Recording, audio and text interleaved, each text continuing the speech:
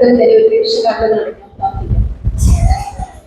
എല്ലാവരെയും ഒരുപോലെ സ്നേഹിക്കുന്ന ഞങ്ങളുടെ വീടെടുപ്പുകാരനായ യേശുനാഥ, ഞങ്ങൾക്ക് ഈ ഞായറാഴ്ചയുടെ പ്രഭാത സമയത്തിൽ ഇത്രയും മനോഹരമായ ദിവസം ഞങ്ങളുടെ കണ്ണുകൾ കൊണ്ട് കാണുവാനും അപ്പന്റെ സന്നിധിയിൽ അല്പസമയമായിരിക്കണം തക്കവണ്ണം ഞങ്ങളുടെ ജീവിതത്തിൽ ഒരു അവസരം കൂടെ നൽകുന്നതിന് ഓർത്ത് അടികളെ സ്തുതിക്കുന്ന സ്തോത്രം ചെയ്യുന്നു. അല്പസമയം അങ്ങയുടെ വചനവുമായിട്ട് അടികൾ നിൽക്കുന്ന പിതാവേ, അടിയമായ വാക്കുകളും ഈ മക്കളുടെ ഹൃദയത്തിലെ ധ്യാനവും അങ്ങനെ പ്രസാദകരമായിരിക്കാൻ അത് സഹായിക്കണമേ. എല്ലാം യേശുക്രിസ്തു നാമത്തിൽ തന്നെ പിതാവേ.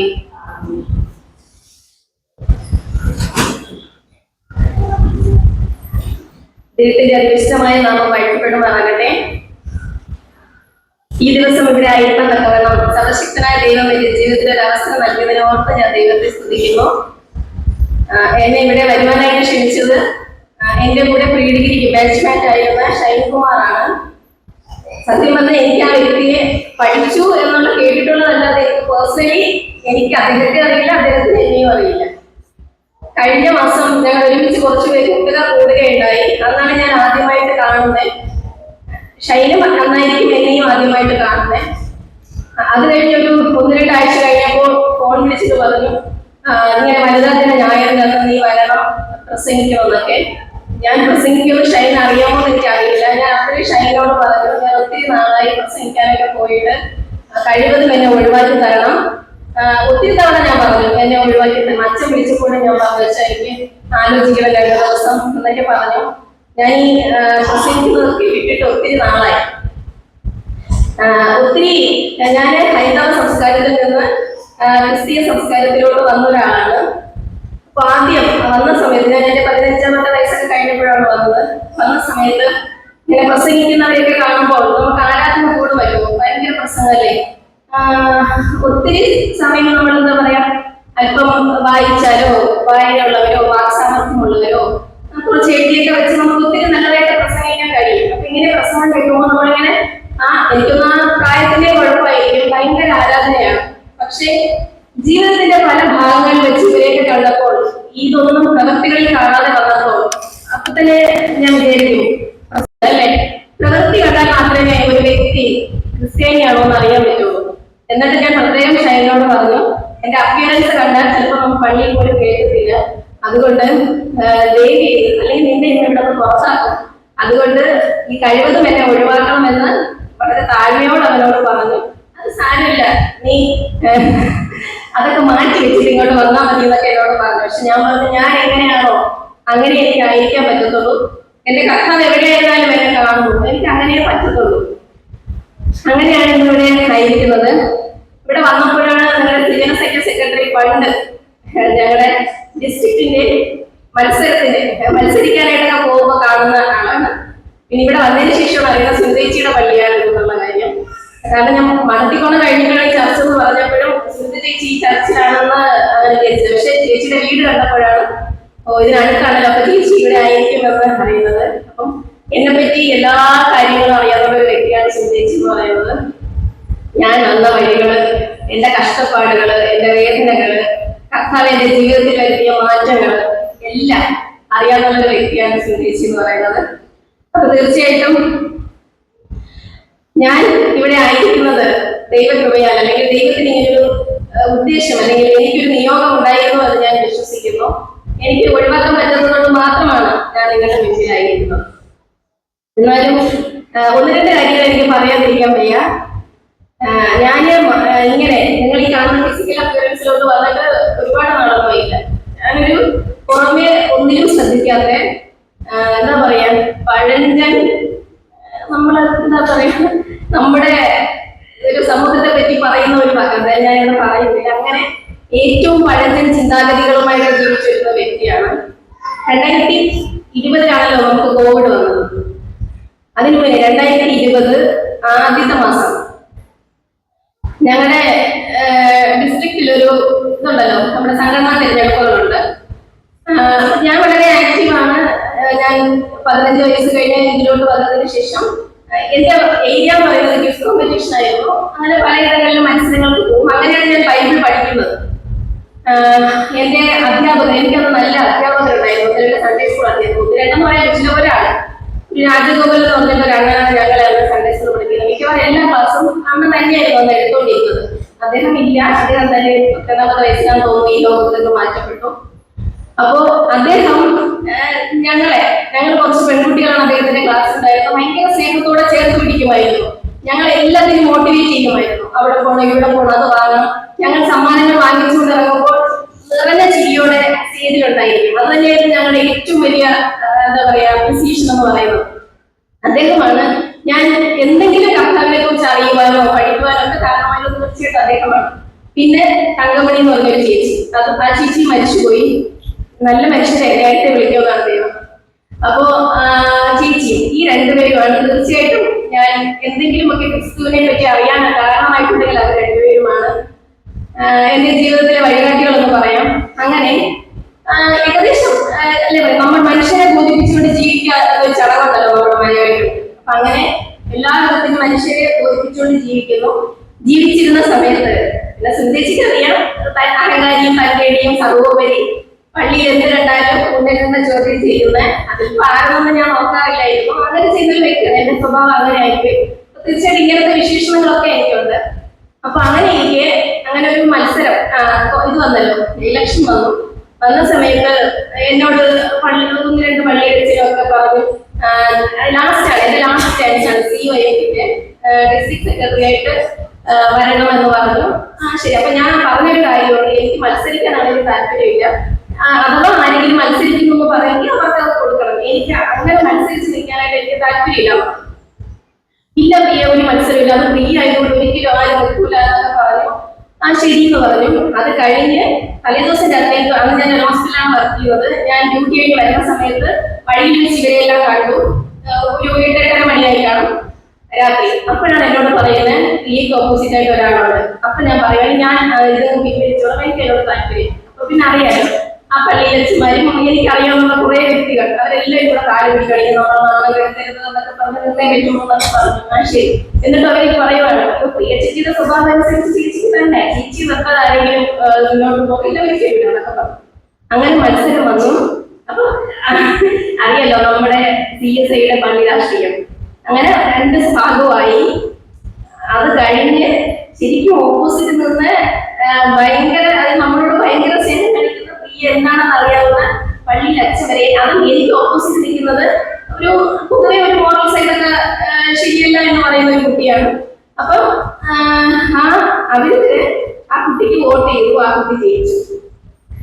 ഇതുവോ എന്ന് പറയാ, എനിക്കാണെങ്കിൽ അന്ന് സങ്കടമാണോ എന്താ പറഞ്ഞത് എനിക്കല്ല. അപ്പോഴേ ഞാൻ പറഞ്ഞു, ഞാൻ പിന്മാറാന്ന് പറഞ്ഞതല്ലേ, കേട്ടില്ല. പക്ഷെ എന്നെ അത് വല്ലാതെ വിളിച്ചു കളഞ്ഞു ആ സംഭവം.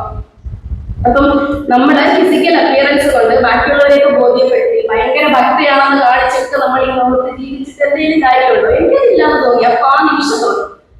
അതിന്റെ ആ ഒരു വിഷമം എന്ന് പറയുന്നത് ഒരുപാട്, എന്തിനാണ് എനിക്ക് സങ്കടം വന്നതെന്ന് എനിക്ക് അറിയത്തില്ല. പക്ഷെ ഒരുപാട് നാളെന്നെ മനസ്സിലിങ്ങനെ ഭയങ്കരതായിരുന്നു. ദൈവത്തോട് ഇങ്ങനെ കലഹിച്ചും ദേഷ്യപ്പെട്ടും എന്തിനാണ് എന്നെ കൊണ്ട് നിർത്തിയെന്നൊക്കെ ചോദിച്ചിട്ട് ഒരുപാട് ഞാൻ ദൈവമായിട്ട് ഒരുപാട് കലഹം.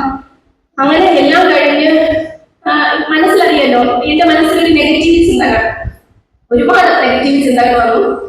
അത് കഴിഞ്ഞ് പക്ഷേ ആ വർഷം സംഘടന പ്രവർത്തിക്കാൻ പറ്റില്ല. ഒരു ഫെബ്രുവരി ആയപ്പോൾ 3 കോവിഡ് ഇവിടെയൊക്കെ വന്നു. പിന്നെ ലോക്ക്ഡൗൺ ആയി. അങ്ങനെ കുറെ ആയി. അങ്ങനെ ആ വർഷം ആ സംഘടനയെ പ്രവർത്തിക്കാൻ പറ്റില്ല. അപ്പൊ വെറുതെ ഇങ്ങനെ വീടിന്റെ ദൈവത്തിനോട് ചോദിച്ചു, എന്റെ സംഘടന കണ്ടിട്ടല്ലോ ആണോ, അങ്ങനെയൊന്നും വേണ്ടായിരുന്നു ഞാൻ തന്നെ പറയുകയാണ്. പക്ഷേ അത് കഴിഞ്ഞു. ഇതെല്ലാം കഴിഞ്ഞു. കോവിഡിന്റെ ആ ഭയങ്കര ഭീകരതയൊക്കെ കഴിഞ്ഞു. പിന്നെയാണ് വാക്സിൻ തുടങ്ങിയത്. അതും ഒരുപാട് തീയങ്ങളിലൂടെ ഞാനാണ് നമ്മുടെ ജനറൽ ഹോസ്പിറ്റലിലെ വാക്സിനേഷൻ കോർഡിനേറ്റർ ആയിട്ട് വന്നത്. അതും അവിടുത്തെ നഴ്സിംഗ് ഓഫീസർ, അതായത് നഴ്സിംഗ് സൂപ്രണ്ട് എനിക്ക് ശിക്ഷയായിട്ട് തന്നൊരു ഡ്യൂട്ടിയാണ്, ഇത് എങ്ങനെ മാനേജ് ചെയ്യുമെന്ന് അറിയാൻ വേണ്ടിയിട്ട്. പക്ഷെ ദൈവം അവിടെയും എന്റെ കൂടെ ഉണ്ടായിരുന്നു. അങ്ങനെ ഏറ്റവും കൂടുതൽ വാക്സിനേഷൻ കേരളത്തിൽ നൽകിയ വ്യക്തി എന്ന നിലയിൽ എനിക്ക് 2022 വനിതാ ദിനത്തിൽ മാർച്ച് 8 കേന്ദ്ര ഗവൺമെന്റിന്റെ അവാർഡ് ലഭിക്കേണ്ടായി. അത് ലഭിക്കാൻ കാരണം അത് കമ്പ്യൂട്ടറൈസ്ഡ് ആയതുകൊണ്ടാണ് ലഭിക്കാൻ കാരണം. ഇല്ലെങ്കിൽ അവാർഡ് വാങ്ങാൻ ഇഷ്ടംപോലെ ആൾക്കാരാണ്, ഒരു പ്രശ്നമില്ല. അപ്പോ അന്ന് കുറച്ച് ചാനലുകാരൊക്കെ, അതായത് നമ്മുടെ ഒരു എന്താ പറയാ, ശരിക്കും പറഞ്ഞാൽ സ്ത്രീക്ക് സ്റ്റാറാകാൻ കിട്ടിയ ഒരു അവസരം എന്നൊക്കെ പറയാം. അത്രയ്ക്ക് ദൈവം എന്നെ ഒരുപാട് തലങ്ങളിൽ ഒരുപാട് പേർക്ക് വേണ്ടിയിട്ട് അന്ന് എന്നെ ഉപയോഗിച്ചു. അങ്ങനെ എനിക്ക് അവാർഡ് കിട്ടി കഴിഞ്ഞപ്പോൾ ഞാൻ അന്ന് വരെ അറിയാത്ത എല്ലാവരെയും വിളിക്കാൻ തുടങ്ങി. പത്രത്തിൽ വാർത്ത വന്നു രാവിലെ നമ്മുടെ ബിഷപ്പ്, മഹായിടവക സെക്രട്ടറി, നമ്മുടെ എനിക്കെതിരെ വോട്ട് ചെയ്ത വ്യക്തിത്വമായ അച്ഛൻ, ഇങ്ങനെ തുടങ്ങി എല്ലാവരും. അപ്പൊ ഞാൻ തന്നെ അന്തം വിട്ടു. ഇതെന്ത് പറ്റി? എല്ലാവർക്കും പെട്ടെന്ന് എന്നോടൊരു സ്നേഹം. പക്ഷെ എനിക്ക് മനസ്സിലായി, എന്താ പറയാ, മനുഷ്യർ കാണുന്ന പോലെ അല്ല ദൈവം നമ്മളെ കാണുന്നത്. ദൈവം മാനിക്കേണ്ടത് നമ്മളെ മാനിക്കുക തന്നെ ചെയ്യും. അപ്പോ നമ്മുടെ ഫിസിക്കൽ അപ്പിയറൻസിലോ ഭയങ്കര ഭക്തി കാണിച്ചിട്ടോ ഒന്നും ഒരു കാര്യമില്ല. ദൈവം നമ്മുടെ ഉള്ള അറിയുന്നു. ശരിക്കും എനിക്ക് പറയാനുള്ളത്, നമ്മുടെ ഒരു ഹെയർ ഫോളിക്കിൾ പോലും ദൈവം അറിയാതെ പോലും കഴിയില്ല. അപ്പോ നമ്മുടെ എല്ലാ കാര്യങ്ങളും അറിയുന്ന സർവശക്തനായ ദൈവം നമ്മോട് കൂടെയുണ്ട്. പിന്നെ ഈ ഒരിക്കല് നമ്മുടെ ഡിസ്ട്രിക്ട് മത്സരത്തിനിടയ്ക്ക് നമ്മുടെ കൂടെയുള്ളവരായതുകൊണ്ട് അധികം മൂക്കുത്തി ഇടാറില്ല. അപ്പൊ ഒരു കുട്ടി, നമ്മുടെ പള്ളിയിലുള്ള ഒരു കുട്ടി മൂക്കുത്തി ഇട്ടുകൊണ്ട് പാടിയപ്പോ അവിടുത്തെ സെക്രട്ടറി പറഞ്ഞു, ഈ ഡിസ്ട്രിക്ട് സെക്രട്ടറി പറഞ്ഞു, കണ്ട ഹിന്ദുക്കളെയൊക്കെ കൊണ്ടു നിർത്തി പാട്ട് പഠിക്കുന്ന കണ്ടാണ് നിങ്ങളുടെ പള്ളിക്കാർ. അപ്പൊ ഞാൻ അതൊന്നും എനിക്ക് ഹിന്ദുക്കളൊന്ന് പെട്ടെന്ന് തോന്നിയത്, അതൊന്നും മൂക്കുത്തി ഇട്ടിരിക്കുന്നു. അപ്പൊ ഞാൻ പറഞ്ഞു, അങ്ങനെ പറയുകയാണെങ്കിൽ ഒരു കാര്യം ചെയ്യണം, ബൈബിള് ഞങ്ങൾ ഒരിക്കൽ കൂടെ വായിക്കേണ്ടി വരും. പണ്ട് അബ്രഹാം തന്റെ ദാസനായ എലിയാസിനെ ഇസഹാക്കിന് പെണ്ണന്വേഷിക്കുമ്പോൾ കൊണ്ടുകൊടുത്തത് 1/2 ശേക്കൽ തൂക്കമുള്ള മൂക്കുത്തിയും 10 ശേക്കൽ തൂക്കമുള്ള 2 പെങ്ങളെയുമാണ്. അപ്പൊ ഈ ബൈബിളൊക്കെ നമുക്ക് മാറ്റി എഴുതിയിട്ട് വരും. അതുകൊണ്ട് ഹൈന്ദവരുടെ പുസ്തകമൊന്നും അല്ല, ബൈബിൾ പഠിക്കാത്തതിന്റെ കുഴപ്പമാകുന്നത്. അങ്ങനെയാണല്ലേ എന്ന് പറഞ്ഞു. അത് കഴിഞ്ഞ് പിന്നെ പൊട്ട്. ശരിക്കും നമ്മളെല്ലാവരും പൊട്ട് വെക്കാറുണ്ട്. ഞാൻ ഹൈന്ദവ സംസ്കാരത്തിൽ നിന്ന് വന്നതുകൊണ്ട് പൊട്ട് വെച്ചിട്ട് മാറി പള്ളിയിൽ പോയപ്പോ. അങ്ങനെ ഒരു പള്ളിയിൽ വെച്ച്, ആ സമയത്തുള്ള പള്ളിയിൽ വെച്ച് എന്നെ പുറത്തൊരു ദിവസം കണ്ടിട്ട് ദൈവമേ എന്നെ ടോർച്ചറില്ല, ഒന്നുമില്ല. പള്ളിക്കകത്ത് വെച്ച് നാണം കഴിക്കുമ്പോ പ്രസംഗത്തിൽ കൂടെ നാണം കഴിക്കുമ്പോ ഒക്കെ. അപ്പൊ എനിക്ക് 15-16 വയസ്സേ ഉള്ളൂ. ആ സമയത്ത് ഞാൻ എന്ത് ചെയ്യുന്നു, അതൊക്കെ മാറ്റി. ശരിയാണ്, അച്ഛൻ പറയുന്നത് എന്തോ കാര്യമുണ്ടോ എന്നൊക്കെ ഞാൻ വിചാരിച്ചു. അത് കഴിഞ്ഞ് പിന്നെ ഞാൻ ആ പൊട്ട് വെച്ചത് എന്റെ കുഞ്ഞ്, എന്റെ മകൾക്ക് 8 വയസ്സാണ് പ്രായം. രണ്ടാമത്തെ മകൾക്ക്, മൂത്തയാള് 15 വയസ്സ്. അപ്പൊ രണ്ടാമത്തെ മകള് ഒരു 3-1.5 വയസ്സൊക്കെ ആകുമ്പോൾ കുഞ്ഞുങ്ങൾക്ക് കുറച്ചിട്ടുണ്ടല്ലോ ഇഷ്ടങ്ങൾ. അവളെന്ത് ചെയ്യും, പൊട്ട്, നെയ് പൊളിച്ച്, ഈ 2 സാധനങ്ങളൊക്കെ ഏറ്റവും ഇഷ്ടമുള്ള കാര്യം. ഹസ്ബൻഡിന്റെ കൂടെ കടയിൽ പോകുമ്പോഴെല്ലാം ഇത് 2 വാങ്ങിയിട്ട് വരും. അപ്പം പള്ളിയിൽ ഇത് വെച്ചു, നമുക്ക് പള്ളിയിൽ പോകുമ്പോൾ ഇത് വെക്കണം, വെച്ചോണ്ടേ ഇറങ്ങും. അപ്പൊ പള്ളിയിൽ പോയി വയ്ക്കുമ്പോൾ ഞാൻ വിചാരിച്ചു, എന്തായാലും നമ്മുടെ കൂടെയുള്ള സ്ത്രീ ജനങ്ങൾ കൊച്ചിനെ ഈ പറയാനൊന്നും കാണില്ല. നമുക്ക് 2-3 വയസ്സുള്ള കൊച്ചിനെ ഈ പറയാനൊന്നും കാണുന്നില്ല. അപ്പൊ ഞാൻ ശരി, ഞാൻ കൂടെ വയ്ക്കാം. അപ്പൊ തള്ള ഇങ്ങനെ ആയതുകൊണ്ടല്ലേ മോണം വയ്ക്കുന്നത്. അപ്പൊ തള്ളി പറയുന്നുള്ളൂ വിചാരിച്ചാണ് വെച്ചു തുടങ്ങി, സത്യം പറഞ്ഞാല്. പിന്നെ അത് കഴിഞ്ഞു ഈ 4 വയസ്സായ കുഞ്ഞിനോട് ഒരിക്കൽ പള്ളിയിലുള്ള ആരും പറഞ്ഞു, നീ ഹിന്ദു ആണ് കേട്ടോ പൊട്ട് വെച്ചിരുന്നോട്ടോ പറഞ്ഞു. അന്ന് സത്യം പറഞ്ഞാൽ എന്റെ കൺട്രോളൊക്കെ പോയി. 4 വയസ്സായി ഒന്നും അറിയാത്ത കുഞ്ഞിനെടുത്ത് നീ ഹിന്ദു ആണെന്ന് പറഞ്ഞു. അതിനെന്തോ അറിയാം, ഹിന്ദു ആണോ ക്രിസ്ത്യനാണോ? അപ്പൊ ഞാൻ ചോദിച്ചു, നിങ്ങളത് താലി ഇടുന്നത് എന്തിനാ? താലി കെട്ടുന്നതും താലി ഇടുന്നതും എന്തിനാണ്? ശരിക്കും ഹൈന്ദവ സംസ്കാരത്തിന്റെ പ്രതീകം എന്ന് പറയുന്നതായി താലി എന്ന് പറയുന്നത്. താലി എന്ന് പറയുന്നത്, ഈ താലിക്കൊരു ഐതിഹ്യമുണ്ട്. നമ്മുടെ തമിഴ്നാട്ടിൽ ഉപയോഗിച്ചൊരു സാധനമാണ് ഈ താലി എന്ന് പറയുന്നത്. അതില് ബ്രഹ്മ, വിഷ്ണു, ശിവൻ, ഇങ്ങനെയാണ് ആ താലിയുടെ ഇത്. ഈ 3 ഭാഗം, ഏറ്റവും കുമ്പന്റെ നടുക്ക് മുകളിൽ, ഈ 3 കൂടെ പരമാത്മാവെന്ന് സങ്കല്പിച്ച് പ്രകൃതിയായ സ്ത്രീ അണിക്കുന്ന ഒരു സംഭവമാണ് താലി എന്ന് പറയുന്ന സാധനം. പിന്നെ സിന്ദൂരം ഉണ്ടായ ഹാരപ്പ സംസ്കാരം എന്ന് പറയുന്ന സമയത്ത് സിംഗപ്പർ എന്ന് പറയുന്ന മെർക്കുറിയുടെ അയിലും നാരങ്ങയും മഞ്ഞളും കൂടെ ചേർത്ത് അന്ന് കല്യാണം കഴിയുന്ന സ്ത്രീകൾക്ക് പിറ്റുറ്ററി ഗ്രന്ഥി ഇത് മോട്ടിവേറ്റ് അല്ലെങ്കിൽ സ്റ്റിമുലേറ്റ് ചെയ്ത് നല്ല കുഞ്ഞുങ്ങൾ, അതായത് ഗർഭാവസ്ഥയിലായിരിക്കാൻ വേണ്ടിയിട്ട് അന്ന് ഉണ്ടാക്കിയതാണ് ഈ സിന്ദൂരം. അപ്പം അങ്ങനെ ഞാനും നമ്മുടെ സ്ത്രീധനങ്ങളുമായിട്ട് ശരി അത്യാവശ്യം സമൃദ്ധമായി. പക്ഷെ ഇപ്പൊ എന്റെ കുഞ്ഞ് 8 വയസ്സായി. പക്ഷെ അവർക്കറിയാം, അവൾക്ക് പള്ളിയിൽ പോകുമ്പോൾ പേടിച്ച് വെച്ചേക്കും, നമ്മളതൊന്നും ഇടാറില്ല. കാരണം ഇതൊക്കെ എങ്ങനെ പറയുന്നുണ്ടോ. ഞാൻ പറഞ്ഞു തന്നത്, ശരിക്കും പണ്ട് യേശുക്രിസ്തു തന്റെ പരിശുദ്ധ വേളയിൽ മത്തായി സുവിശേഷം 23-ാം അധ്യായം അതിന്റെ 23-ാമത്തെ വാക്യത്തിൽ പറയുന്നു, നിങ്ങൾ തുളസി, ചതുർപ്പ, ജീരകം എന്നിവയ്ക്ക് പതാരം കൊടുക്കുകയും പക്ഷേ ന്യായം, കരുണ, വിശ്വസ്തത തുടങ്ങി ന്യായപ്രമാണത്തിൽ ഘനകാര്യങ്ങൾ നിങ്ങൾ തേച്ച് കളയുകയും ചെയ്യുന്നു. ഇത് തന്നെയാണ് നമ്മുടെ ക്രിസ്ത്യാനികൾ ചെയ്യുന്നത്. ആവശ്യമില്ലാത്ത കാര്യങ്ങൾക്ക് വേണ്ടിയിട്ട് മറ്റുള്ളവരെ പഠിക്കുകയും വിധിക്കുകയും ചെയ്യുന്ന നമ്മൾ ഇമ്പോർട്ടന്റ് ആയിട്ടുള്ള പ്രധാനപ്പെട്ട കാര്യങ്ങളൊക്കെ നമ്മൾ മറന്നു പോകുന്നു. ശരിക്കും നമുക്ക് സന്തോഷത്തോടെ നമുക്ക് ജീവിക്കാൻ പറ്റുന്നുണ്ടോ? അല്ലെങ്കിൽ മറ്റുള്ളവരെ സന്തോഷത്തോടെ ജീവിക്കാൻ നമ്മൾ അനുവദിക്കുന്നുണ്ടോ? ഒരിക്കലുമില്ല. നമ്മുടെ ഒരു കുഞ്ഞു ഉദാഹരണമാണ്, നമ്മളെല്ലാവരും പറയുന്നത് ഭയങ്കര സ്നേഹം. പണ്ട് ഞാൻ ആദ്യം ഈ കടവെട്ടായ സമയത്ത് പെന്തക്കോസ്ത് ചർച്ചകളാണ് പോയിക്കൊണ്ടിരുന്നത്. ഇപ്പൊ പെന്തക്കോസ്ത് ചർച്ചകളൊക്കെ മാറി. അന്ന് നമുക്ക് ആദരണം മാറ്റണം അങ്ങനെയൊക്കെയായിരുന്നു. അങ്ങനെ വന്നപ്പോഴാണ്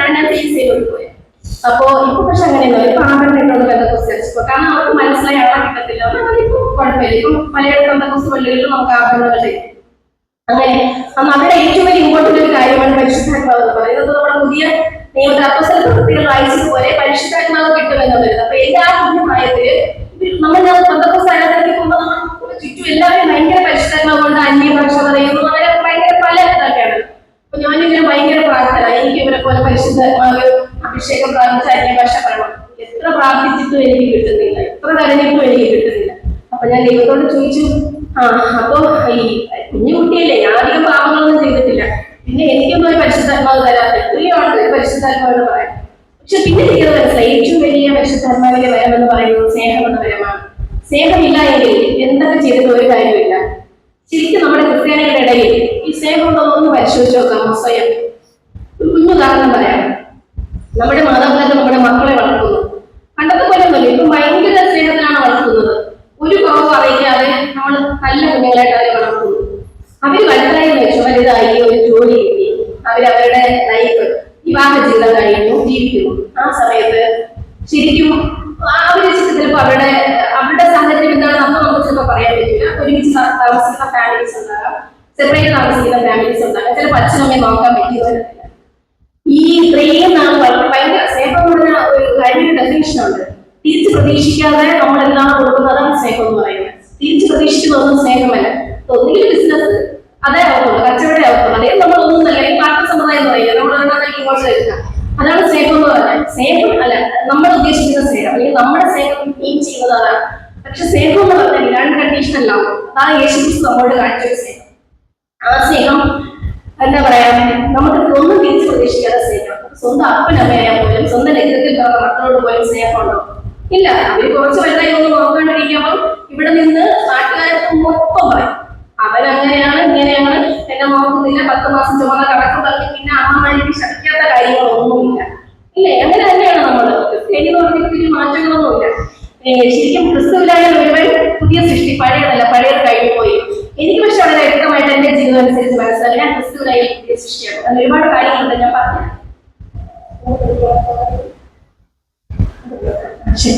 എന്നാലും വലുതായിട്ട് ഞാൻ പോകുന്നില്ല, എന്റെ അനുഭവങ്ങൾ മാത്രമേ ഞാൻ പറയത്തുള്ളൂ. കാരണം എനിക്ക് ഞാൻ ബൈബിളുമായിട്ട് അറിയാമെന്നുണ്ടെങ്കിലും പക്ഷെ എനിക്ക് അതിനേക്കാൾ ഇടങ്ങളെന്നും അച്ഛന്റെ പ്രസംഗമൊക്കെ കേൾക്കുന്നില്ലേ, ബൈബിൾ വാക്യങ്ങളെ ഒരുപാട് കിട്ടുന്നത്. പക്ഷെ എന്റെ ലൈഫിലൂടെ എന്താണ് ഉണ്ടായത് ആ മാത്രം കുറിച്ചാണ്. അങ്ങനെയാണ് നമ്മുടെ മാതാപിതാക്കളല്ലേ ശരിക്കും. പിന്നെ ഇങ്ങനെ നാട്ടുകാർക്ക് മൊത്തം ഒട്ടും കൊണ്ടുവരാത്ത ഒരാൾക്ക് നമ്മുടെ മക്കളെ അങ്ങനെയാണ് ചെയ്യുന്നത്. സ്വന്തം സഹോദരങ്ങളെ പോലും നമുക്ക് ക്ഷമിക്കാൻ കഴിയില്ല. ഒരു വസ്തുവോ പണമോ അല്ലെങ്കിൽ ഒരു അല്പം മതിയും പോലും വിട്ടുകൊടുക്കാൻ കഴിയാത്തവരാണ് ഞാൻ.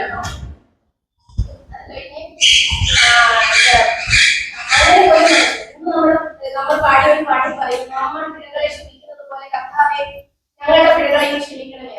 ആരാണ് നമ്മുടെ കൂടെയുള്ളവരുടെ അല്ലെങ്കിൽ നമ്മുടെ സഹോദരങ്ങളുടെ പിഴകളെ ക്ഷമിക്കുന്നവർ? ക്ഷമിക്കോ? എന്തെങ്കിലും നമ്മുടെ സഹോദരങ്ങൾ ഒരെണ്ണം തിരിച്ചു കാണിച്ചാല് അത് ഇരട്ടിയായിട്ട് നമുക്ക് കാണിക്കാനേ അറിയാം. ഒരിക്കലും നമ്മൾ ക്ഷമിച്ചത് പിന്നെ സ്നേഹത്തോടെ ഇടപെടും.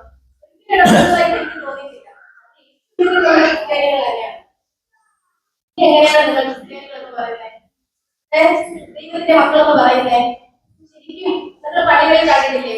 അല്ലെങ്കിൽ സ്തോത്രം എന്ന് പറഞ്ഞിട്ട് ഭയങ്കര കണ്ണടച്ച് കരഞ്ഞ് പ്രാർത്ഥിക്കുന്ന എത്രയോ പേരെ എനിക്കറിയാം.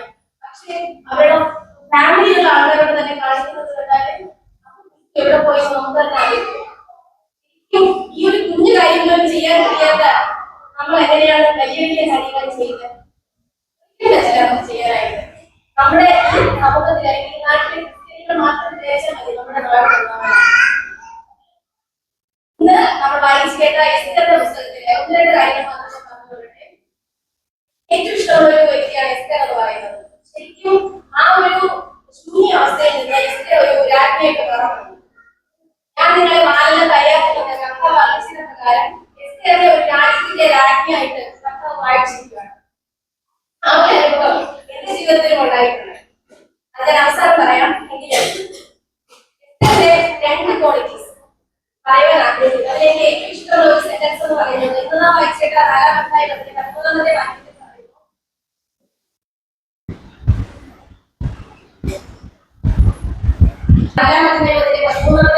പറയുന്നു, ഇന്ന് നീ മിണ്ടാതിരുന്നാൽ യഹൂദന്മാർക്ക് വേറൊരു സ്ഥലത്ത് നിന്ന് രക്ഷയും ഉദ്ധാരണവും ഉണ്ടാകും. പക്ഷേ നീയും നിന്റെ പിതൃഭവനവും നശിച്ചു പോകും. ഇതിനായുള്ള ഈ ആക്കിയിരിക്കുന്നത് ആർക്കറിയാം? ഇന്ന് വനിതാദിനമായെന്ന് പറഞ്ഞ് നമ്മൾ ആരാധിക്കുന്നു, നമ്മൾ പ്രാർത്ഥിക്കുന്നു. പക്ഷേ നമ്മുടെ ജീവിതത്തിൽ മാറ്റങ്ങൾ ഉണ്ടായിട്ടില്ല എങ്കിൽ ഈ ആരാധനകൾ എല്ലാം വ്യർത്ഥമാണ്. അതിൽ രണ്ട് കാര്യം. ഒന്ന്, എസ്തർ പ്രാർത്ഥനയും ഉപവാസവും ഉണ്ടായിരുന്നു. ഒരു പ്രാർത്ഥിക്കുന്ന മകളായിരുന്നു. എന്ത് ചെയ്യും മുന്നേ ദൈവത്തിനോട് അനുവാദം ചോദിക്കുന്ന ആളായിരുന്നു. നമ്മുടെ ജീവിതത്തിൽ പ്രാർത്ഥനകൾ നമുക്ക് ഒത്തിരി മാറ്റം വരുത്തും. അതായത് ശരിക്കും നിങ്ങൾ ഭയങ്കര കൂട്ടുകാരനെ പോലെ നമ്മുടെ ദൈവത്തെ കണ്ടിട്ട് നമ്മുടെ ഒരു ജീവിതത്തിൽ ഉണ്ടാകുന്ന അനുഭവങ്ങൾ ഒരു ദിവസം നിങ്ങൾ ഷെയർ ചെയ്യുകയും ദൈവത്തിനോട് അഭിപ്രായം ചോദിക്കുകയും ഒക്കെ ചെയ്താൽ നമുക്ക് മനസ്സിലാവും നമ്മുടെ പ്രവർത്തനങ്ങളിൽ ദൈവം കൂടെയുണ്ട്. ഒരു സ്ഥാനത്തെത്തുമ്പോൾ, ഒരു തീരുമാനം എടുക്കേണ്ടി വരുമ്പോൾ, ഒരു പ്രവൃത്തി ചെയ്യേണ്ടി വരുമ്പോൾ ദൈവം നമ്മളോട് സംസാരിക്കും, നീ അങ്ങനെയാണ് ചെയ്യേണ്ടത്. തീർച്ചയായിട്ടും ദൈവം പറഞ്ഞ വഴി ചെയ്താൽ നമുക്ക് അനുഗ്രഹങ്ങൾ ഉണ്ടാകും. ഇല്ല എങ്കിൽ നമ്മൾ പ്രതീക്ഷിക്കാത്ത വ്യക്തി അനുഭവങ്ങൾ ഉണ്ടാകുന്നതായിട്ട് നമുക്ക് മനസ്സിലാക്കാൻ സാധിക്കും. അപ്പൊ തീർച്ചയായിട്ടും നമുക്ക് പ്രാർത്ഥന ഉണ്ടായിരിക്കണം. രണ്ടാമത് പറയുന്നത് എസ്തേറിന്റെ അതിൽ തന്നെ നമ്മൾ പറയുന്നത് 2-ാം അധ്യായം 15-ാമത്തെ ബി ഭാഗത്ത് പറയുന്നത് എസ്തേറിന് മറ്റുള്ളവർക്ക് പ്രീതി തോന്നുമായിരുന്നു. കാണുമ്പോൾ തന്നെ പ്രീതി തോന്നുമായിരുന്നു എസ്തേറിനോട്. അത് ശരിക്കും അങ്ങനെ ഉണ്ടാകണമെങ്കിൽ നമ്മുടെ സ്വഭാവം മാറ്റണം. നമ്മുടെ സ്വഭാവം പറ്റുന്നതാണ് ഒരാളോട് നമ്മളോട് പ്രീതി തോന്നുന്നത്. അപ്പോൾ അത്രയ്ക്ക് നല്ല കാര്യങ്ങൾ പുതിയ നിയമത്തിൽ തന്നെയും അപ്പോസ്തലനായ പൗലോസ് പറയുന്നത് സ്ത്രീകൾ സൽപ്രവൃത്തികളെ കൊണ്ടത്രേ അലങ്കരിക്കേണ്ടത് എന്നാണ്. അപ്പൊ നമ്മുടെ സൽപ്രവൃത്തികൾ കണ്ട് തീർച്ചയായിട്ടും എന്ത് ചെയ്യണം? മറ്റുള്ളവർ നമ്മളോട് പ്രീതി തോന്നണം. ഇന്ന് പൊതുവെ മുമ്പ് പുരുഷന്മാര് ഭയങ്കര ഇതായിട്ട്, ഇപ്പൊ പിന്നെ നമ്മൾ സംവരണം ആവശ്യപ്പെട്ട് തുല്യത ആവശ്യപ്പെട്ടും ഒക്കെ സ്ത്രീകൾ കാണിക്കുന്നത് കണ്ട് ശരിക്കും പറഞ്ഞാൽ ദൈവം പോലും സഹിക്കില്ല. ഈ നമ്മുടെ കഴിഞ്ഞ വാലന്റൈൻസ് ഡേയില് എന്റെ ഒരു ഫ്രണ്ടിന്റെ മകനൊരു അനുഭവം ഉണ്ടായി. 10ൽ പഠിക്കുന്ന കുഞ്ഞാണ്. ആ കുഞ്ഞ് നല്ല പഠിക്കുന്ന കുട്ടിയാണ്, മോനാണ്. അപ്പൊ മോൻ എന്ത് ചെയ്തു? അപ്പൊ അവന്റെ ക്ലാസ്സിൽ തന്നെ ഒരു പെൺകുട്ടി ഈ കുഞ്ഞിനെ ഇഷ്ടമാണെന്ന് പറഞ്ഞ് കുറേ ദിവസം പുറകെ നടന്നു. പിന്നെ അവസാനം ഈ കുട്ടിയെ സമ്മതിച്ചു. അങ്ങനെ ഇപ്പൊ വാലന്റൈൻസ് ഡേ എനിക്ക് ഒരു ബൊക്കെ റോസുമായിട്ട് പോയി. ആ കുട്ടിയുടെ റോസുമായി പോയി, റോസ് കൊടുക്കാൻ പോയി. പക്ഷെ അവരെല്ലാവരും റെഡി വെച്ചിട്ട് പറഞ്ഞു, ഞാൻ നിന്നെ കളിയാക്കിയതാണ്, വെറ്റി വെച്ചതാണ് എന്നത്. പക്ഷെ അവൻ ആ സമയത്ത് നേരിട്ട ഒരു മാനസികാവസ്ഥ എന്ന് പറയുന്നത് അവൻ എത്രയോ നാളെടുത്തു അതിൽ നിന്ന് തിരിച്ചു വരാൻ. നല്ല പഠിക്കുന്ന കുട്ടിയാണ്, ശരിക്കും അവന്റെ ഭാവി വരെ പോകുമായിരുന്നു. പക്ഷെ നമ്മൾ ഉപദേശമൊക്കെ കൊടുത്തു, ശരിയാക്കി അവൻ തിരിച്ച് നോർമൽ ലൈഫിലേക്ക് വന്നു. ഇവിടെ പല കാര്യങ്ങളും സംഭവിക്കാം ആ കുട്ടിയുടെ ലൈഫിൽ. അപ്പോ പണ്ട് നമ്മളൊക്കെ ആ പെൺമക്കളെ വിടണം പറയും, മക്കളെ ആൺകുഞ്ഞുങ്ങളോട് സൂക്ഷിച്ച് ഇടപെടണം, അങ്ങനെ സംസാരിക്കണം, മാറിപ്പോണം, നമ്മുടെ ലൈഫാണ് പോകുന്നത്. പക്ഷെ ഇപ്പൊ നമുക്ക് ആൺമക്കളോട് അങ്ങനെ പറഞ്ഞു കൊടുക്കേണ്ട അവസ്ഥയായി. അങ്ങനെയാണ് ഇന്നത്തെ ഇപ്പൊ ആർക്കും ആരോടും ഒരു അനുകമ്പയും ഇല്ല, ഒരു സ്നേഹവും ഇല്ല, ഒരു പരിസരവും ഇല്ല. അങ്ങനെയുള്ള സാഹചര്യത്തിൽ നമ്മുടെ സ്വഭാവങ്ങൾ തീർച്ചയായിട്ടും നമ്മുടെ ഇത് കാരണം നമുക്കുള്ള സൽപ്രവർത്തികൾ, നമ്മൾ ചെയ്യുന്ന സൽപ്രവർത്തികളെ കണ്ടിട്ട് മറ്റുള്ളവർ നമ്മൾ പറയണം, ഇങ്ങനെയാണ്, അല്ലെങ്കിൽ ഇങ്ങനെ ഇവിടെ നിന്ന് വരുന്ന കുട്ടിയാണ്, അല്ലെങ്കിൽ അവളൊരു ക്രിസ്ത്യാനിയാണ്, അവളൊരു യേശുവിന്റെ മകളാണെന്ന് പറയുവാനായിട്ട് നമുക്ക് കഴിയണം. അങ്ങനെ നമുക്ക് കഴിഞ്ഞാൽ തീർച്ചയായിട്ടും എസ്തേറിനെ പോലെ ആവാൻ കഴിയും. മാത്രമല്ല എസ്തേറിനെ പോലെ ഒരു സ്ഥാനത്ത് എത്തിക്കഴിഞ്ഞാൽ നമുക്ക് ചെയ്യേണ്ട കാര്യങ്ങൾ നമ്മൾ അവിടെ ചെയ്യണം. നമ്മുടെ ഞാൻ ഗവൺമെന്റ് സർവകാരെന്ന് പറയാം, നമ്മുടെ ഗവൺമെന്റ് ഓഫീസുകളിലൊക്കെ പോകുമ്പോൾ ഈ ഇതുണ്ടല്ലോ ഓഫീസ് സെക്ഷൻസ്, അതായത് ക്ലർക്ക് അങ്ങനെ തുടങ്ങിയ പോസ്റ്റുകൾ ആൾക്കാർ ശരിക്കും പറഞ്ഞാൽ ക്രിസ്ത്യാനികളുടെ നെയ്യും, പക്ഷെ കാണിക്കുന്നത് മൊത്തം ഒരു ഉത്തരവാദിത്വം ഇല്ലാത്ത ജോലികളാണ് അവർ ചെയ്യുന്നത്. ശരിക്കും നമുക്ക് സങ്കടം തോന്നും. ഞാൻ തന്നെ ആലോചിക്കാറുണ്ട്, പേര് ക്രിസ്ത്യാനി, അത് ചിലപ്പോൾ നമ്മുടെ CSI സഭ വിഭാഗം തന്നെയായിരിക്കും, പക്ഷെ അവർ കാണിക്കുന്നത് ഒരു ആത്മാർത്ഥതയും ഇല്ലാത്ത ജോലിയാണ് അവർ ചെയ്യുന്നത്. അത് കണ്ടിട്ട് നമ്മൾ എന്തോ പറയും. ശരിക്കും ഞാൻ പറയാറുണ്ട്, ഇവൻ എങ്ങനെ ക്രിസ്ത്യാനി ആയാവും എന്ന് ഞാൻ പറയാറുണ്ട്. അപ്പം ശരിക്കും നമ്മളെ കഴിക്കുന്നത് അങ്ങനെയാണ്. അങ്ങനെ അല്ലാത്തവരൊന്നും ഇല്ല. നമ്മുടെ ഓഫീസിൽ ഒരു ചേച്ചിയുണ്ട്, ചേച്ചി RC ചർച്ചയിൽ പോകുന്ന ചേച്ചിയാണ്. പക്ഷെ ശരിക്കും പറഞ്ഞാൽ ശരിക്കും ക്രിസ്ത്യാനി എന്ന് നമുക്ക് തോന്നത്തക്ക രീതിയിലാണ്. നമ്മളൊന്ന് കയറിപ്പോയി ഒന്ന് ചിരിക്കുക, എന്ത് ആവശ്യത്തിന് വന്നു എന്ന് ചോദിക്കുക, കാര്യങ്ങൾ പെട്ടെന്ന് ചെയ്തു തരിക, ഇതൊക്കെ ചെയ്യുന്നത് നമ്മൾ ശരിക്കും അതെ യേശുവിന്റെ മോളാണ് നമുക്ക് തന്നെ തോന്നും. അപ്പൊ അങ്ങനെ നമ്മുടെ പ്രവൃത്തികൾ കണ്ടു വേണം മറ്റുള്ളവർ നമ്മെ വിലയിരുത്താനായിട്ട്. അപ്പൊ തീർച്ചയായിട്ടും എസ്തേറിന്റെ ജീവിതത്തിൽ അങ്ങനെ പല തീരുമാനങ്ങളും ചില നിർണായക ഘട്ടങ്ങളിൽ എടുക്കേണ്ട സ്ഥാനങ്ങളിൽ നിങ്ങളെ ആക്കി വെച്ചാലും വളരെ ധൈര്യത്തോടെ എന്ത് ചെയ്താലും നമുക്ക് പേടിയില്ല, അല്ലെങ്കിൽ എന്ത് നമ്മുടെ ജീവിതത്തിൽ സംഭവിച്ചാലും മറ്റൊരു ജീവിതം നമ്മൾ കാരണം മോശമായി പോകരുത്, അല്ലെങ്കിൽ അത് നഷ്ടപ്പെട്ടു പോകരുത് എന്ന് ചിന്തിക്കുന്നവർക്കാണ് നമ്മൾ വ്യത്യസ്തതയുള്ളവരാകുന്നത്. അപ്പൊ തീർച്ചയായിട്ടും അപ്രകാരം നല്ല സൽപ്രവർത്തികളെ കൊണ്ട് അനുഗ്രഹിക്കുവാനും നമ്മുടെ പ്രാർത്ഥനയിലൂടെ ഉടനീളം നമ്മുടെ ജീവിതം മുന്നോട്ട് കൊണ്ടുപോകാനും നമുക്ക് കഴിയണം.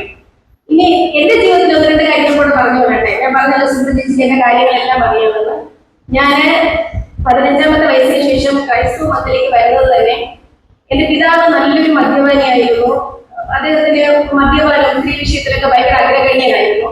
അതുകൊണ്ട് തന്നെ പക്ഷെ അമ്മയ്ക്ക് അദ്ദേഹത്തോട് ഭയങ്കര സ്നേഹമായിരുന്നു. എന്ത് പ്രശ്നം വന്നാലും അമ്മയെ ഉപദ്രവിച്ചാലും കാല് വെട്ടുക കൈ വെട്ടുക ഇങ്ങനത്തെ ഹോബീസായി ഇങ്ങനെ ആയിരുന്നാലും അമ്മയ്ക്ക് അദ്ദേഹത്തോട് ഭയങ്കര സ്നേഹമാണ്. ശരിക്കും ഞങ്ങൾ വലുതായി തുടങ്ങിയപ്പോ ഞാൻ തന്നെ ചോദിച്ചു, എന്തിനാണ് അമ്മ ഇങ്ങനെ ഒരു ജീവിതം? അമ്മ എന്നെ കളഞ്ഞിരുന്നെങ്കിൽ ഞങ്ങളെങ്കിലും ഒരു മനസ്സമാനത്തെ ജീവിക്കുമായിരുന്നു. അതിന്റെ ഏറ്റവും വലിയ തിക്തപ്പൻ അനുഭവിച്ചെപ്പോഴെന്ന് അറിയാമോ? ഞാൻ ഡിഗ്രി കഴിഞ്ഞ് നഴ്സിംഗ് പഠിക്കാം. ഞാൻ ഡോക്ടർ ആവുന്നതായിരുന്നു എല്ലാവരും ഭയങ്കരമായിട്ട് പറഞ്ഞിരുന്നത്. എല്ലാവരും വിചാരിച്ചു ഞാൻ ഡോക്ടർ ആവുന്നു. അന്നത്തെ എന്റെ സഭാശുശ്രൂഷനായ സത്യരാജ് അച്ഛൻ ഒരുപാട് പരിശ്രമിച്ചു. അച്ഛൻ ഒരുപാട് ആഗ്രഹം ഉണ്ടായിരുന്നു ഞാൻ ഇങ്ങനെ ഡോക്ടർ ആവുന്നു. എന്നെ കൊണ്ട് ഒരുപാട് സ്ഥലങ്ങളിൽ പോയി. അപ്പൊ അന്ന് ശരിക്കും പറഞ്ഞാൽ ഒരു നേരത്തെ ആഹാരത്തിൽ പോലും നിവൃത്തിയില്ലാതെ വളർന്ന ഒരാളാണ് ഞാൻ. നിങ്ങൾക്കറിയാമോ, ഈ നമ്മുടെ മരിച്ചിനി കട്ടുകൊണ്ട് പശ ഉണ്ടാകുന്ന അറിയായിരിക്കും, എല്ലാവർക്കും അറിയായിരിക്കും. ഇത് അമ്മ ഞങ്ങൾക്ക് അത് പുളിയും മുളകും കൂടെ ഇട്ട് ഞങ്ങൾക്ക് കൈവായിട്ട് കഴിക്കാനായിട്ട് അങ്ങനെ കഴിച്ച് വളർന്ന ഞങ്ങൾ ശരിക്കും അന്ന് ഞാനൊരു സഭയിൽ പോകുന്നുണ്ട്, സഭയിൽ ജീവിക്കുന്നുണ്ട്. പക്ഷെ ഞങ്ങളുടെ കാര്യങ്ങൾ അറിയുവാനും ഞങ്ങളുടെ സഭയ്ക്ക് പോലും സമയമില്ല. ഏറ്റവും കൂടുതൽ വേദനിപ്പിച്ചൊരു കാര്യം എന്ന് പറയുന്നത്, നഴ്സിംഗ് പഠിക്കാൻ അഡ്മിഷൻ കിട്ടി, PH ഹോസ്പിറ്റലിലാണ് അഡ്മിഷൻ കിട്ടിയത്. മാർക്ക് ഉണ്ടായിരുന്നതുകൊണ്ട് അത് വേറെ പ്രശ്നങ്ങളൊന്നുമില്ല. എനിക്ക് അന്ന് എനിക്ക് എൻട്രൻസ് എഴുതി ഹോമിയാണ് കിട്ടിയത്. പക്ഷെ അന്ന് 25,000 രൂപ കൊടുത്താൽ എനിക്ക് നിവൃത്തിയില്ല, എന്നെ സഹായിക്കാനൊന്നും ആളില്ലായിരുന്നു. അങ്ങനെ ശരി വേണ്ട. പക്ഷെ എനിക്ക് ഹോമിയോ കഴിയാതെ എനിക്ക് അന്ന് ആയിരിക്കും പറഞ്ഞാൽ നഴ്സിംഗ് ഉണ്ടെന്ന് അറിയുന്നത് നഴ്സിംഗ് പഠിക്കാൻ പോകും. അങ്ങനെ പഠിക്കാൻ പോയി. പിന്നെ ഈ അവാർഡ് കിട്ടിയപ്പോൾ ഒരാൾ അമ്മയോട് പറയണേ, ചുമ്മാ എല്ലാ ചേച്ചി പറ്റില്ല ഡോക്ടർ ആക്കാതെ ഇങ്ങനെ ഒരു അവാർഡ് കിട്ടുന്ന ചേച്ചിക്ക് നേരത്തെ അറിയായിരുന്നു. അങ്ങനെ ഞാൻ നഴ്സിംഗ് പഠിക്കാൻ പോയി. അപ്പൊ പഠിക്കാൻ പോകുന്ന സമയത്ത് ഒന്നുമില്ല, അതൊരു 5,000 രൂപയ്ക്ക് ഫീസായി. മാസം 500 രൂപ എനിക്ക് ബസ് ഫീസ് കൊടുക്കണം. അതാണ് ആകെയുള്ള ചെലവെന്ന് പറയുന്നത്. ബാക്കി എന്റെ അവിടുത്തെ ഡ്രസ്സ്, എനിക്ക് പുറത്ത് അങ്ങനെ നമ്മൾ ഹോസ്റ്റലിലോട്ട് പോകുന്ന കുറച്ച് സ്ഥലം, അതൊക്കെ എന്റെ ഒരു ഫ്രണ്ടിന്റെ അമ്മ, അങ്ങനെ പിന്നെ ഈ സത്യരാജ് അങ്ങനെ കുറച്ച് പേരൊക്കെ എന്നെ സഹായിച്ചു. ഞാൻ അപ്പൊ ഇങ്ങനെ പള്ളിയിൽ സത്യരാജ് ഇങ്ങനെ ഒരു കമ്മിറ്റി കൂടി ഒരു അപേക്ഷ വെച്ചു, വലിയ പഠിക്കുവാണ്, അറിയാൻ അവരുടെ അവസ്ഥ, അപ്പൊ നമുക്ക് അവിടെ എന്തെങ്കിലും സഹായിക്കണം, മാസം എന്തെങ്കിലും നമ്മളെ കൊടുത്ത് സഹായിക്കണം. അന്ന് കമ്മിറ്റി ഒന്നടങ്കം ഒരുമിച്ച് പറഞ്ഞു, എന്തായാലും ഒരു അച്ഛനുണ്ടല്ലോ, കുടിയിലാണെന്നല്ലേ ഉള്ളൂ, വേണമെങ്കിൽ പഠിപ്പിച്ചാൽ അച്ഛൻ വേണമെങ്കിൽ പഠിപ്പിച്ചാൽ. അങ്ങനെ ശരിക്കും ഒരു സഹായവും ഇല്ലാണ്ട് എന്താ പറയാ, അമ്മ ശരിക്കും കൈനീട്ടി തന്നെയാണ് മറ്റുള്ളവരോട്, മറ്റ് സഹായക്കാരോട് കൈനീട്ടി തന്നെയാണ് എന്റെ അമ്മ എന്നെ പഠിപ്പിച്ചു കഴിഞ്ഞു. ദൈവം തുണിയാൽ വളരെ താമസമൊന്നും ഉണ്ടായില്ല. 2005 ഞാൻ പാസ് ഔട്ടായി. 2006 ഞാൻ ജോലി കയറി. ആദ്യം നിയമ പോസ്റ്റിനായിട്ട് ഹോസ്പിറ്റലിൽ തന്നെ കയറി. 2008 ആയപ്പോൾ എനിക്ക് PSC ആയി. PSC കഴിഞ്ഞ് ഗവൺമെന്റ് ജോലി ആയില്ലേ. പിന്നെ നമ്മുടെ പള്ളിക്കേണ്ട അവകാശവാദങ്ങൾ കേൾക്കണം. ഞാനാണ് പഠിപ്പിച്ചത്, ഞാനാണ് പഠിച്ചത്, കേട്ട് കേട്ട് ഞാൻ പഠിപ്പിച്ചത് ഇവരാണ്. പക്ഷെ ശരിക്കും അന്ന് അന്ന് എനിക്ക് ഒരുപാട് സങ്കടം ഉണ്ടായിരുന്നു, എന്നെ പഠിപ്പിച്ചില്ല, ശരിയാണ്, ഞാൻ ഒരുപാട് പേർക്ക് കൈകിട്ടേണ്ടി വന്നു. പക്ഷെ ഇത് ഞാൻ ആലോചിച്ചു, ശരിക്കും ഈ സമൂഹത്തിൽ അറിയാം എന്റെ സ്വഭാവം അനുസരിച്ച് ഞാൻ തവലേ പറയുള്ളൂ. അപ്പൊ അങ്ങനെ പറയണം, എന്ത് ചെയ്യണം? ഇവരത് പഠിപ്പിക്കുന്നത് തന്നെയാണ് നല്ലത്. എനിക്ക് ആരുടെ മുന്നിലും ഒരു ദൂരം, എന്റെ ദൈവത്തിന്റെ മുന്നിൽ മാത്രമേ എനിക്ക് എന്തെങ്കിലും ഉണ്ടെങ്കിൽ, ഒരു മനുഷ്യരുടെ മുന്നിൽ എന്റെ ഒരു നിസ്സഹായ അവസ്ഥയിൽ എനിക്കൊരു നേരം ആഹാരമില്ലാതെ തരാത്ത ജനത്തിനോട് ഞാൻ എന്തെങ്കിലും മറുപടി പറയണം? എനിക്ക് പറയേണ്ടതും എനിക്ക് ബോധിപ്പിക്കേണ്ടതും എന്റെ ദൈവത്തിനോട് മാത്രമാണ്. അങ്ങനെയാണ് ഞാൻ നഴ്സിംഗ് പഠിച്ച ഉടനെ ജോലി കിട്ടി. അറിയാലോ, ജോലി കിട്ടുമ്പോൾ സ്വാഭാവികമായിട്ടും നമ്മുടെ അവസ്ഥ മാറും, സ്റ്റാറ്റസ് മാറും. അത് കഴിഞ്ഞ് വിവാഹ ജീവിതം കമ്പോളത്തിൽ നിന്നപ്പോഴും സ്ത്രീധനമില്ലാത്തത് കാരണം ഒരുപാട് പഴയപ്പെട്ടു. അപ്പോഴും ഞാൻ പറയാമോ, എനിക്ക് സ്ത്രീധനം ചോദിക്കേണ്ട വരുന്ന ഒരാളെ ഞാൻ കല്യാണം കഴിച്ചിട്ടുള്ളൂ. പിന്നെ അന്ന് എന്റെ ആഗ്രഹം മിഷൻ ഫീൽഡിൽ പോകുന്നതായിരുന്നു. മിഷൻ ഫീൽഡിൽ എന്തോ എനിക്ക് ഭയങ്കര ഇഷ്ടമായിരുന്നു മിഷൻ. കാരണം ഞാൻ കണ്ണൂരിന്റെ ക്രിസ്ത്യനാണ്. അപ്പൊ വരുമ്പോൾ നമുക്ക് ഭയങ്കര തീഷ്ണതയാണല്ലോ. അങ്ങനെ മിഷൻ ഫീൽഡിൽ പോകണം, ഒരുപാട് ശ്രമിച്ചു മിഷൻ ഫീൽഡിൽ പോകാൻ. പക്ഷെ ഒരു കാര്യം നടന്നില്ല. അപ്പൊ ഞാൻ തന്നെ ഇതിനൊരു ദൈവത്തിന് തന്നെ ഇഷ്ടമല്ലേ മിഷൻ ഫീൽഡിൽ പറഞ്ഞിരിക്കുന്നതിനാണ്. പക്ഷെ ഇല്ല. പക്ഷെ പിന്നെ എനിക്കത് മനസ്സിലായി, ദൈവത്തിനൊരു പദ്ധതി കിട്ടുന്നു. കാരണം എന്താണെന്നറിയാവോ, പിന്നെ ഒരിക്കലും മിഷൻ ഫീൽഡിൽ എന്റെ വകയായിട്ട് എനിക്കൊരു കുറച്ച് വസ്തു വാങ്ങി കൊടുക്കാനുള്ള ഒരു അവസരം ദൈവം നൽകി. ആ സമയത്ത് പിന്നെ നമ്മുടെ പള്ളിക്കാരവിടെ ഒരു പള്ളി വെച്ച് കൊടുത്തു. ആ പള്ളി പ്രതിഷ്ഠയ്ക്ക് ഞാൻ പോയപ്പോഴാണ്, അത് കഴിഞ്ഞ് അതിന്റെ നിന്ന് ശരിക്കും ഒരു ആരെങ്കിലും പറയുന്നില്ല, അദ്ദേഹം എന്നെ വിളിച്ചിട്ട് പറഞ്ഞു, അന്ന് നമ്മൾ അഡ്വാൻസ് കൊടുത്തു, എല്ലാം ആയി, പക്ഷെ അത്രയും പൈസ പോലെ പ്രിയ, വീണ്ടും 25,000 രൂപ കൊടുക്കണമെന്ന് പറഞ്ഞു. ശരി, അതിന് വാങ്ങാതിരിക്കുന്ന മുടങ്ങണമെന്ന് വെച്ച് ഞാൻ കൊടുത്തു. അത് കഴിഞ്ഞ് ഞാൻ പോയി അവിടെ പ്രതിഷ്ഠയ്ക്കായപ്പോഴാണ് അറിയുന്നത് ശരിക്കും പറ്റിപ്പാണ് അവിടെ നടക്കുന്നതെന്നുള്ള കാര്യം. ശരിക്കും ആ പ്രതിഷ്ഠാ സമയത്ത് എന്റെ ഹൃദയം മൂന്ന അവസ്ഥയിൽ ഞാൻ പ്രാർത്ഥിക്കാനുള്ള ഒരു അവസരം ഉണ്ടായി. നമ്മുടെ ഫ്രണ്ടിൽ നമ്മുടെ കണ്ണുകൊണ്ട് നമ്മൾ ഇടപെട്ട കാര്യങ്ങളിലൊക്കെ കള്ളത്തരങ്ങൾ. ശരിക്കും ഞാൻ വിചാരിച്ചു, ചുമ്മല്ല വെറുതെയുള്ള ദേവനെ ഞാൻ ആയിരിക്കുന്ന സ്ഥാനത്ത് കൊണ്ട് ഇപ്പോഴും ഞാൻ പറയും, എന്റെ സഭയിൽ ഒരിക്കലും പൈസ ഇല്ലാത്ത പേരിൽ ആരും പഠിക്കാതിരിക്കരുത്, എന്റെ ചുറ്റുപാടുള്ള ആരും പഠിക്കാതിരിക്കരുത്, എന്റെ കുഞ്ഞുങ്ങളെ പഠിപ്പിച്ചിരിക്കരുത്. എന്റെ മോള് പറയും, 8 വയസ്സുള്ള ഒരാൾ പറയും, എന്റെ കാര്യത്തിൽ എന്തെങ്കിലും ചോദിച്ചാൽ അമ്മയ്ക്ക് ഒന്നുമില്ല, പക്ഷെ വേറെ ആര് ചോദിച്ചാലും അമ്മ എന്റെ എല്ലാത്തിനും കാശുണ്ട്. പക്ഷെ അവിടെ ഞാൻ പറയും, എന്റെ കുഞ്ഞുങ്ങൾ പഠിച്ചില്ലെങ്കിൽ പോലും എനിക്ക് ബാക്കിയുള്ള കുഞ്ഞുങ്ങൾ പഠിക്കണം. എന്റെ അവസ്ഥ ഒരു കുഞ്ഞുങ്ങൾക്ക് ഉണ്ടാകരുത്. ദൈവത്തിന്റെ കൃപയാണ്. സ്മിത ഇപ്പോട്ട് സ്മിത, ഞാനും സ്മിത ഷൈനൊക്കെ ഒരുമിച്ച് പഠിച്ചതാണ്. ഇപ്പം ഞങ്ങളുടെ എന്താ പറയുക, കുഞ്ഞു പ്രായത്തിലേക്ക് എന്റെ കൂട്ടുകാരുടെ എനിക്ക് സപ്പോർട്ടാണ്. 2 പേർക്ക് ഒന്നുമില്ലാത്ത 2 പേർക്ക് നമുക്കൊരു വീട് വെച്ച് കൊടുക്കാൻ സാധിച്ചു. അതൊക്കെ ശരിക്കും കുറച്ച് കടകൾ, കുറച്ച് എന്റെ കൂട്ടുകാരെ സഹായിക്കുന്നതൊക്കെ ഇതൊന്നും ഒരിക്കലും ഞാൻ എന്റെ ശരിക്കും ഞാൻ പറയും, ക്രിസ്തു എന്നിൽ വന്നതുകൊണ്ടുണ്ടായ മാറ്റങ്ങളാണ് ഇതൊക്കെ. പണ്ട് 1 ഗ്ലാസ് വെള്ളം എന്റെ കൂടെ ഇരിക്കുന്ന കൂട്ടുകാരി കുടിക്കാൻ എനിക്ക് ചോദിച്ചാൽ കൊടുക്കാത്ത ഞാൻ ഇപ്പോൾ എന്ത് കേട്ടാലും കൊടുക്കാതെങ്കിലും മാറണമെങ്കിൽ ശരിക്കും ക്രിസ്തു എന്നെ പ്രവർത്തിച്ചത് കൊണ്ട് തന്നെയാണ്. ഒരു മനുഷ്യർക്കും എന്നെ ഒരു സ്വാധീനവും ചെലുത്താൻ കഴിയുന്നില്ല. അത്രയ്ക്ക് ക്രിസ്തു എന്റെ കൂടെ ഉണ്ട്. ക്രിസ്തു എപ്പോഴും എന്റെ എന്ത് ആവശ്യമുണ്ടെങ്കിലും, എന്റെ കുഞ്ഞു ആവശ്യമായാൽ പോലും, എനിക്കങ്ങനെ ഭയങ്കര വലിയ ആവശ്യങ്ങളൊന്നും വരാറില്ല, കുഞ്ഞു ആവശ്യമുണ്ടെങ്കിൽ പോലും ദൈവം എപ്പോഴും എന്റെ കൂടെ ഇരിക്കാറുണ്ട്. ഒരിക്കലും പ്രശ്നങ്ങളുടെ മധ്യേ നടന്നു പോകാറുണ്ട്, ചില സമയങ്ങളിൽ ഒറ്റപ്പെട്ടു പോകാറുണ്ട്. സ്വന്തം അമ്മ പോലും തള്ളി പറയുന്ന അവസ്ഥകൾ ഉണ്ടായിട്ടുണ്ട്. പക്ഷെ അവിടെയൊക്കെ ദൈവം കൂടെ ആത്മഹത്യകളുടെ വഴികളിലൊക്കെ നഴ്സിംഗ് പഠിക്കുന്ന സമയത്ത് ഒരിക്കലും ഞാൻ ഇങ്ങനെ വിചാരിച്ചതാണ്. പണ്ടും എന്റെ സങ്കടങ്ങളാർക്കും അറിയില്ല, ഭയങ്കര ചിരിച്ച് കളിച്ച് എപ്പോഴും നടക്കുന്ന ഒരാളാണ്. കരയുന്നത് പള്ളിയിൽ വരുമ്പോൾ മാത്രമേ കരയാറുള്ളൂ. പക്ഷെ പള്ളി ഒന്ന് പ്രാർത്ഥനയ്ക്കുന്ന ഭയങ്കര കരച്ചിലാണ്. അത് കഴിഞ്ഞ് പുറത്തു പോയാൽ ഇങ്ങനെ ഒരു കുട്ടിയാണെന്ന് ആർക്കും എനിക്ക് അറിയില്ല. നഴ്സിംഗ് പഠിക്കുന്ന കുട്ടികൾ അവസാനം എന്റെ അമ്മ കാല് വിട്ടുകൊണ്ട് ഹോസ്പിറ്റലിൽ വന്നപ്പോഴാണ് അറിയുന്നത് ഞാൻ ഇങ്ങനെ ഒരു അവസ്ഥയിലൂടെയാണ് കടന്നു പോകുന്നത്. അന്ന് എന്റെ കുട്ടികളെ ചേർത്ത് പിടിച്ചിട്ട് പറഞ്ഞു, നീ ഒരിക്കൽ പോലും ഇങ്ങനെ നിന്റെ മുഖത്ത് നിന്ന് പോലെ നിനക്ക് ഒരു വിഷമമുള്ളതായിട്ടാണ്. ശരിക്കുമില്ല, ക്രിസ്തുവിനെ ഇറങ്ങി കഴിഞ്ഞാൽ, ക്രിസ്തുവിന്റെ സങ്കടങ്ങൾ പകർന്നു കഴിഞ്ഞാൽ ഒരിക്കലും നമുക്ക് ഒരു വിഷമം ഉണ്ടാകാറില്ല. അങ്ങനെ സൂയിസൈഡ് ചെയ്യാൻ പോയപ്പോൾ ദൈവം എനിക്ക് തന്ന ഒരു മാറ്റമാണ്. എസ്കേപ്പ്രകാര പുസ്തകത്തിൽ പറയുന്നത്, നിന്നെ കുറിച്ച് എന്റെ മനസ്സിലുള്ള പദ്ധതി നിന്റെ നാശത്തിനായിട്ടുള്ള പദ്ധതിയല്ല, ക്ഷേമത്തിനായിട്ടുള്ള പദ്ധതി അത്രയാണ്. ആര് തള്ളിക്കളഞ്ഞാലും ആര് കൈവിട്ടാലും സർവശക്തനായ ദൈവം നമ്മുടെ കൂടെ ഉണ്ടെങ്കിൽ ഈ ലോകത്തെ മാറ്റിമറിക്കുവാൻ, അല്ലെങ്കിൽ ഈ ലോകത്തെ ജീവിക്കുവാൻ തന്നെ കഴിയും. മറ്റുള്ളവർ നമ്മളെ നോക്കിയിട്ട് അവൾ ഇങ്ങനെ ആയല്ലോ എന്ന് പറയും. ഞാനെന്റെ മകളുടെ കല്യാണത്തിന് അറിയിച്ചത് പ്രകാരം നമ്മൾ ഒന്നും ചെയ്യാൻ പോണ്ട, ആരുടെയും സ്വത്ത് ചോദിച്ച് വഴക്കുണ്ടാക്കാൻ പോണ്ട, സഹോദരനോട് നീ തരുന്നതിനൊന്നും കഴിച്ചാൻ പോകണ്ട, ഒന്നും ചെയ്യേണ്ട കാര്യമില്ല. ശരിക്കും ദൈവത്തിൽ യഥാർത്ഥമായിട്ട് വിശ്വസിച്ച് അതനുസരിച്ച് നമുക്ക് ജീവിക്കാൻ കഴിഞ്ഞാൽ ബാക്കിയെല്ലാം നമ്മുടെ പുറകെ വരും. അല്ലെങ്കിലും ഈ ലോകത്ത് ഒത്തിരി സ്വത്തൊക്കെ വായിക്കൂട്ടിട്ട് എന്ത് ചെയ്യാനാ, പോവില്ലേ? നമ്മൾ പോകുമ്പോൾ കൊണ്ടുപോകത്തില്ലേ? ഇപ്പൊ തന്നെ കണ്ടില്ലേ, വളരെ ഒരുപാട് കാര്യങ്ങളൊന്നും വേണ്ട, പക്ഷെ കുഞ്ഞു കുഞ്ഞു സംഭവങ്ങൾ, കുഞ്ഞുമക്കളൊക്കെ മരിച്ചു പോകുന്നത് കണ്ടിട്ടുണ്ടോ? ഇല്ലല്ലോ, ഞാൻ കണ്ടിട്ടുണ്ടോ? അപ്പൊ നമുക്ക് അതൊക്കെ കാണുമ്പോൾ എന്തിനു നമ്മൾ ഈ തല്ലുകൂടി വാങ്ങുന്നത്, എന്തിനു നമ്മൾ ഈ വായിക്കുന്നതെന്ന് നമ്മൾ വിചാരിക്കും. എവിടെ പോയാലും ആ ഒരു അവസ്ഥയിൽ, അല്ലെങ്കിൽ ആ ഒരു മരണം എപ്പോ വേണമെങ്കിലും നമ്മുടെ മുന്നിൽ നിൽക്കുന്ന മരണം, കുറച്ച് സമയം നമ്മൾ ജീവിക്കുന്ന കുറച്ച് സമയം മറ്റുള്ളവർക്ക് സന്തോഷം ഉണ്ടാകുന്ന രീതിയിൽ, മറ്റുള്ളവർ നമ്മളെ എന്നും ഓർമ്മിക്കത്തക്ക രീതിയിൽ നമ്മൾ മരിച്ചു പോയാലും ആ കുട്ടിയെ ഞാൻ വിചാരിക്കാറുണ്ട്, അന്ന് പലപ്പോഴും ആത്മഹത്യയിൽ നിന്ന് ദൈവം എന്നെ തിരിച്ചു കൊണ്ടുവന്നത് എന്തൊക്കെയോ ഉദ്ദേശങ്ങൾ ദൈവത്തിനുണ്ടായിരുന്നു.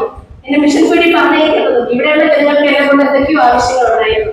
അതുകൊണ്ട് തന്നെയാണ് ഞാൻ ഇവിടെ ആയിരിക്കുന്നത്. അപ്പോൾ തീർച്ചയായിട്ടും നമുക്ക് ശരിക്കും നമ്മള് ഈ വലിയ ആൾക്കാരൊന്നും മാറാൻ പോണില്ല, കാരണം കരന്റെ വാങ്ങിച്ചിട്ട് കാര്യമില്ല. അപ്പൊ ശരിക്കും ഞാൻ എന്റെ കുഞ്ഞുമക്കൾക്ക് വേണ്ടിയിട്ടാണ് ഈ പറയുന്നത്, നമുക്ക് നല്ലതായിട്ട് ജീവിക്കാൻ പറ്റും, നല്ല പ്രകാശത്തോടെ. ദൈവത്തിലേക്ക് നോക്കിയ പ്രകാശത്തെ മുകളിൽ എത്തിച്ചു പോയില്ല, വേദപുസ്തകം പഠിച്ചു. ഇതൊക്കെ സത്യമായിട്ടുള്ള കാര്യങ്ങളാണ്. നിങ്ങൾ ദൈവത്തെ നോക്കി തന്നെ ജീവിക്കണം. ഈ ഒരു മനുഷ്യനെ ബോധിപ്പിക്കാനായിട്ട് നിങ്ങൾ ജീവിക്കരുത്.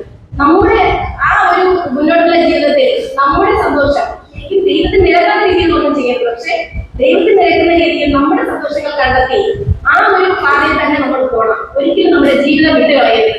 ഒരു ദിവസം നമ്മൾ ഈ ജീവിച്ചാൽ പോലും സന്തോഷത്തോടെ നമുക്ക് ജീവിക്കണം, മറ്റുള്ളവരെ സന്തോഷിപ്പിക്കാനും നമുക്ക് കഴിയണം. നമ്മളെ ഒരുപാട് കാര്യങ്ങൾ ചെയ്യില്ല, നിങ്ങൾ ആഗ്രഹിച്ചാൽ മാത്രം മതി. നമ്മുടെ കർത്താവൊക്കെ നടത്തി തരും. ഭയങ്കര ശക്തനാണ്, ഭയങ്കര അത്ഭുതവാനാണ് നമ്മുടെ ദൈവം എന്ന് പറയുന്നത്. എല്ലാം നമ്മുടെ ഉള്ള കയ്യിൽ കൊണ്ടുവച്ച് തരും, അല്ലെങ്കിൽ അതിനുള്ള സാഹചര്യങ്ങൾ നമുക്ക് തുറന്നു തരും. നല്ല കുഞ്ഞുങ്ങളായിട്ട് ഇനിയെങ്കിലും നമ്മുടെ അടുത്ത ജനറേഷൻ വരുമ്പോൾ നമ്മൾ ക്രിസ്ത്യാനികളിൽ നിന്ന് തന്നെ പറയണം. മറ്റുള്ളവർക്കാണോ നമ്മുടെ പ്രവൃത്തികൾ കണ്ടിട്ട് പറയണം അവർ ക്രിസ്ത്യാനിയാണ്, അവിടെ യേശുവിന്റെ മക്കളാണെന്ന് പറയുവാൻ കഴിയണം.